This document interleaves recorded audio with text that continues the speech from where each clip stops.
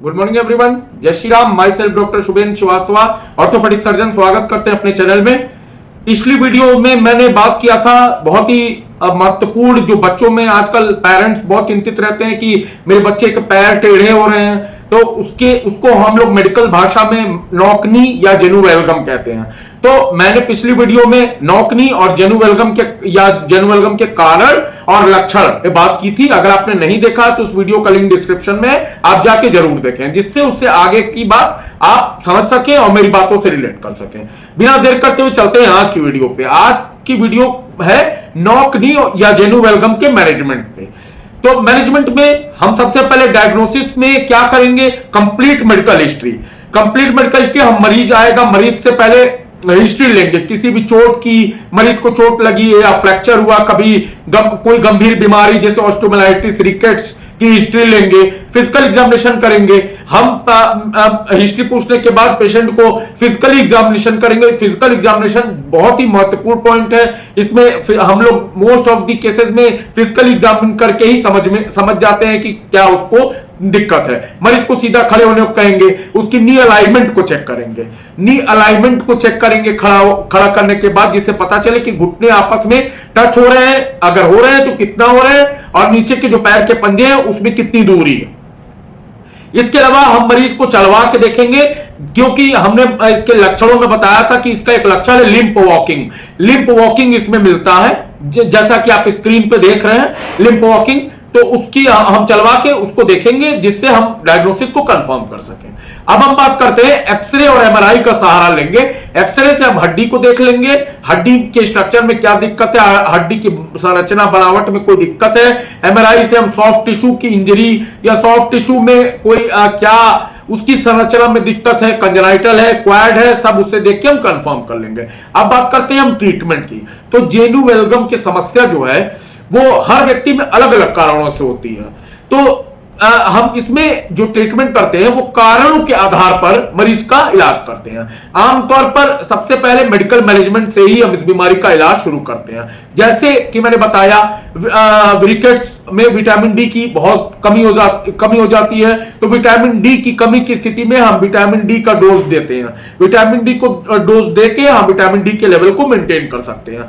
अब अगर पेन ज्यादा है तो हम सिंपल एनसेड देंगे, पेन किलर देंगे, पेन मेडिकेशन दिए जा सकते हैं। उसके बाद ऑर्थोपेडिक शूज आते हैं, जैसा कि आप स्क्रीन पे देख रहे हैं, ऑर्थोपेडिक शूज आते हैं। शूज ब्रेस आते हैं, बड़े बच्चों के लिए शूज ब्रेस आते हैं, वो भी जैसा कि आप स्क्रीन पे देख रहे हैं। अब इसके बाद हम बात करेंगे फिजिकल मैनेजमेंट की। तो फिजिकल मैनेजमेंट में इसमें कुछ एक्सरसाइजेस हैं, इसमें हम एक्सरसाइजेस करने की सलाह देते हैं, जैसा कि आप स्क्रीन पे देख रहे हैं कि एक्सरसाइजेस जैसे कि साइड लंग्स ये आप देख रहे हैं। इसके बाद लेग रेजेस, बटरफ्लाई फ्लटर्स और सम स्क्वाट्स, ये कुछ मुख्य एक्सरसाइजेस हैं जिससे हम काफी रोगी को आराम पहुंचा सकते हैं, जिससे वो अपनी दैनिक दिनचर्या करने में कुछ उसको लाभ मिले। इसके बाद सबसे अंतिम लास्ट ऑप्शन होता है सर्जरी। ये लास्ट ऑप्शन इसलिए होता है क्योंकि जब हम मेडिकल मैनेजमेंट करके या एक्सरसाइजेस के द्वारा मरीज को बिल्कुल आराम नहीं मिलता है, मरीज बहुत परेशान है, तो ये लास्ट ऑप्शन होता है सर्जरी का। जैसे यदि कोई बोन ग्रोथ है या फ्रैक्चर का माल यूनियन है, माल यूनियन का मतलब हड्डी का गलत जुड़ जाना, हड्डी को जैसे जोड़ना चाहिए वैसे गलत जुड़ जाना, तब हम सर्जरी की सहायता से इस समस्या को ठीक कर लेते हैं। तो इसमें सर्जरी जैसे हम लैप्रोस्कोपिक सर्जरी करते हैं, ऑस्टियोटॉमी करते हैं।